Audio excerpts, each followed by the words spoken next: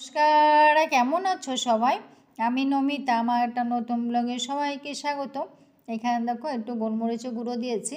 এটা আসলে কাঁচা হলুদ আর আদার চা।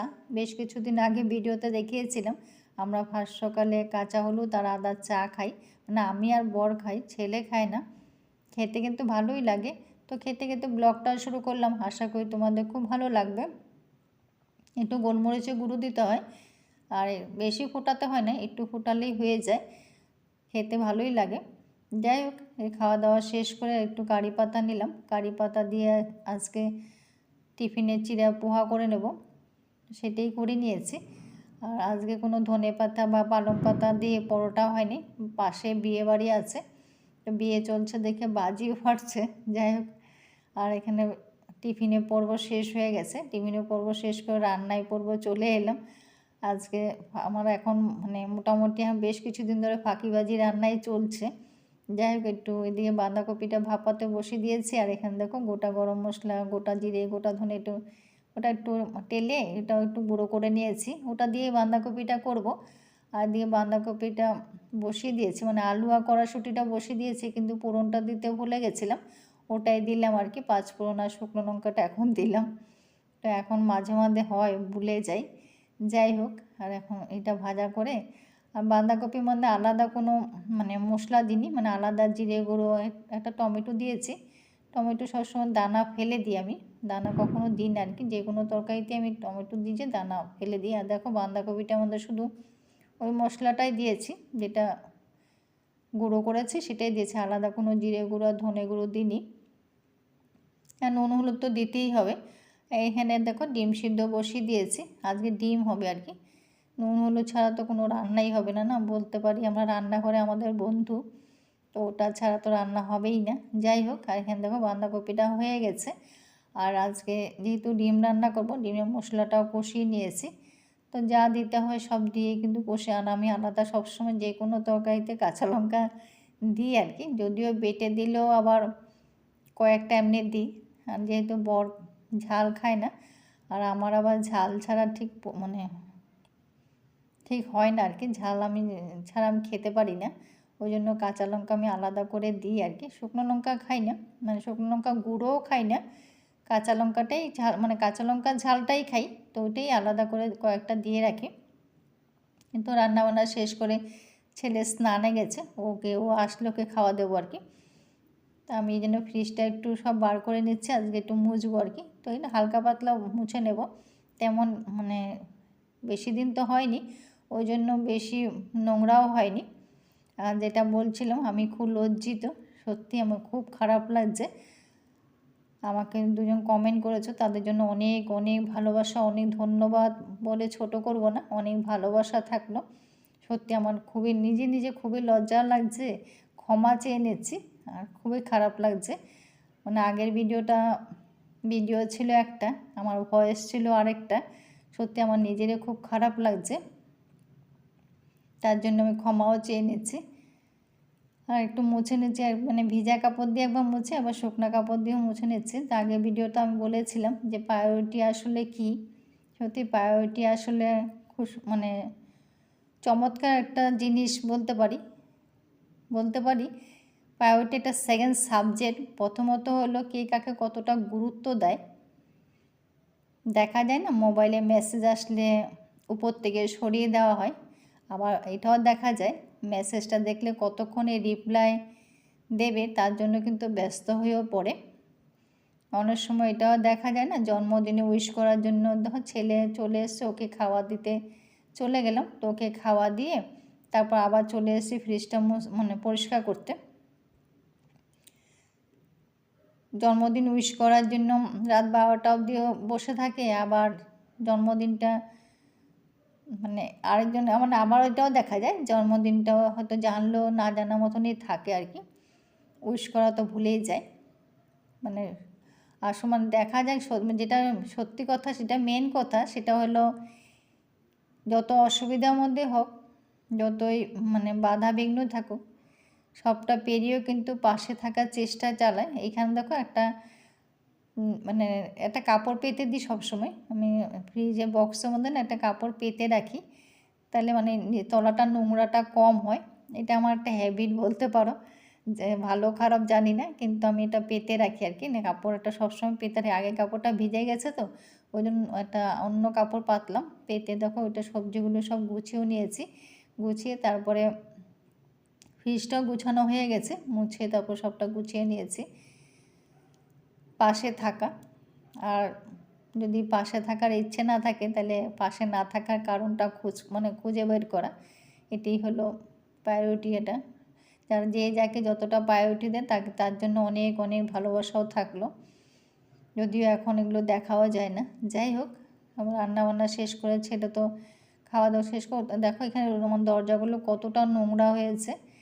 তো পুরো বাড়ি নোংরা, যেহেতু পাশে বাড়ি কাজ চলছে এখন মোটামুটি নোংরাই হয়েছে, কিন্তু কিছু করার নেই।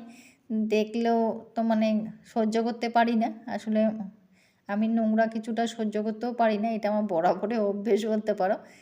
তো জানি পরিষ্কার করছি কিন্তু আবার কয়েকদিন পর নোংরা হবে, কিন্তু তাও মনে হয় কি যেহেতু রান্নাবান্না এখন সকাল সকাল করে নিই, ওই জন্য সব কাজ শেষ হয়ে যায়, তো ভাবি তখন এইগুলো একটু করে নিই, তাইলে একটু পরিষ্কার থাকবে। নেশাব আসলে বাড়িটা হয়তো বড়, কিন্তু হয়তো তেমন দামি জিনিসপত্র নেই, তেমন দেখাবার কিছু নেই, কিন্তু পরিষ্কার তো করতেই হয়, পরিষ্কার তো রাখতে হয়। অনেক দরজা জানলা অনেক, গ্রিলও অনেক, এগুলো কিন্তু পরিষ্কার করতে কিন্তু আমার অনেকটা কষ্ট হয়, অনেক চাপ থাকে, কিন্তু করতে হয়। এগুলো একা হাতেই সবটা করতে হয়। তো যখন যেটা পারি তখন সেটা কিন্তু করে নিই, ফেলে রাখি না, তাহলে কিন্তু নাহলে চাপটা আমারই বাড়বে, ওই জন্য আমি করে নিই। আর এগুলো কিন্তু কেউ করতেও চায় না এখন, ওই জন্য এখন নিজেদের কাজ নিজেদের করাই ভালো, যেমন হাত পা তো চলে, তাই না? ওই জন্য নিজের কাজ নিজের মতন করার চেষ্টাও করি। যাই হোক, আজকে সব দরজা জানলাগুলো মুছলাম, তো যেহেতু অনেক গ্রিল, সব গ্রিল মোছা একদিনে তো সম্ভবও না, যতটা পারি দরজা জানলাগুলো মুছে, যেহেতু দোতলাটা মুছবো, তো যেদিন যেদিন দোতলা মোছা থাকে সেদিন মানে মোছার প্ল্যানটা করি, সেদিন এগুলো কিছুটা করার চেষ্টা করি আর কি।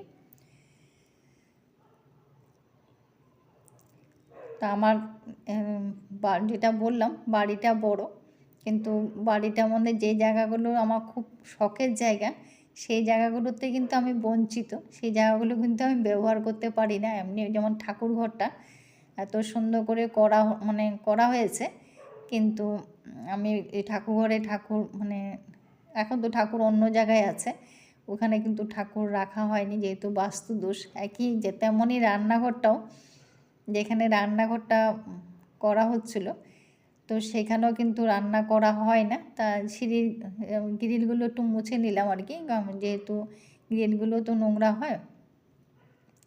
তো রান্নাঘরটাও কিন্তু আমি রান্না করতে পারি না, ওটাও কিন্তু বাস্তুর জন্য করা হয় না। তো সেটাই বলছিলাম যে আমরা নারীরা মানে হয়তো শখের জিনিস থেকে বঞ্চিত থাকলেও কিন্তু আমরা সংসারে আটকেই থাকি। যদি আমরা সবাই কিন্তু বছর পর বছর কিন্তু এই সংসারের জন্যই কিন্তু আমরা আটকে থাকি, তাই না? স্বামী সন্তানের মঙ্গলের জন্য কিন্তু আমরা আটকে থাকি। একজন নারীতে আটকাতে কিন্তু বেশি কিছু লাগে না, অনেক বেশি টাকা পয়সাও প্রয়োজন হয় না, কেননা অনেক বেশি টাকা পয়সা যদি প্রয়োজন হতো, কিন্তু আমরা সেটাও জানি অনেক বড় বড় কিন্তু আছে, দামি দামি নাম আছে, নাম আমি বলছি না, অনেক আছে, কিন্তু তাদের ব্যক্তিগত নারীরা কিন্তু তাদেরকে ছেড়ে চলে গেছে। আসলে নারীদের মনটা কিন্তু অনেক অনেক নরম, বিশাল কিছু কিন্তু চাহিদা নারীদের থাকে না। দেখো এই ঠাকুরঘরটা কত সুন্দর ছিল, কিন্তু ঠাকুরঘরটা কিন্তু এখন আর এখানে আর ঠাকুর দেওয়া যায় না, এমনি আছে আর কি। তো টুকটাক জিনিসপত্র রাখা হয়, তো ওইটাই বলছিলাম আর কি। তো নারীরা কিন্তু এমনি আটকিয়ে থাকে, তাদের কিন্তু বেশি কিছু প্রয়োজন হয় না। নারীদের মনটা কিন্তু একান্তভাবে খুবই নরম। নারী কিসে আটকায়? নারী আটকায় মাতৃত্বে, নিজের সন্তানের সবটা দিয়ে কিন্তু নিজের সন্তানের হাসি মুখটা ফোটানোর জন্য কিন্তু একটা নারী সব পারে, সব করতে পারে, তাই না? একটা নারীকে আটকাতে বেশি কিছু দরকার পড়ে না, একটু ভালোবাসা একটু বিশ্বাস থাকলেই কিন্তু একটা নারীকে আটকানো যায়, আর কিন্তু এতেই বেশি কিছু লাগে না। নারীকে আটকাতে হবেই বা কেন? নারী কী চায় সেটা যদি বোঝা হয় তাহলে আর নারীকে আটকাতে হয় না। নারীকে আটকাতে যদি অনেক কিছু চাহিদা যদি থাকতো তাহলে বছর পর বছর কিন্তু আমাদের মতন কিন্তু সাধারণ ঘরের নারীরা সবটা ছেড়ে কিন্তু তাহলে আর সংসারের মধ্যে আটকে থাকতো না, তাই না বলো? তো দোতলাটা আমার মোছা হয়ে গেছে, তো অফ ক্যামেরায় পুরো ঘরটা কিন্তু মুছে নিয়েছি। তাহলে এটা পুরো মোছাটাও কিন্তু করতে গেলে প্রায় অনেক বড় ভিডিও হয়ে যেত, ওই জন্য অফ ক্যামেরা কিন্তু আমার দোতলাটাও মোছা হয়ে গেছে। তো সব দরজাগুলো মুছেছি, দরজা আর সিঁড়ির গ্রিলগুলো মোছা পরিষ্কার করে আর দোতলাটা মুছে নিয়েছি।